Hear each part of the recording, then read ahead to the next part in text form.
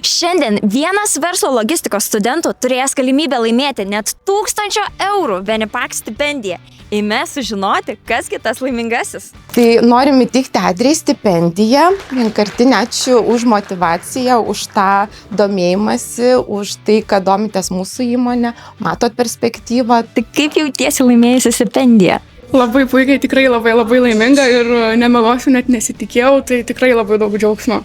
Kaip manot, kuo tokios stipendijos yra svarbios studentams? Tai yra pripažinimas ir tiesioginis pasakymas verslui, kad tu mums esi įdomus, tu mums rūpi ir mes skiriame tau stipendiją, kad tu ateitum pas mus.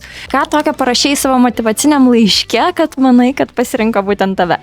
Tai manau, kad pagrindinis aspektas buvo tas, kad aš išėjau, kad aš iš tikrųjų labai norėčiau pati dirbti Venipake ir savo ateitį sieti su juo. Ką norėtumėt palinkėti studentams sekančiais kartais, kai dalyvaus? Būti drąsesniems. Kada ateina ir pasako tikrai nuoširdų dalyką, kaip man reikia kompiuterio arba kaip aš norėčiau kažką tai pasidaryti, ar ne. Iš tikrųjų tai parodo, kad tikrai galbūt reikia ir ta stipendija yra tikslinė. Šito tikriausiai labiausiai linkėčiau būti savimi.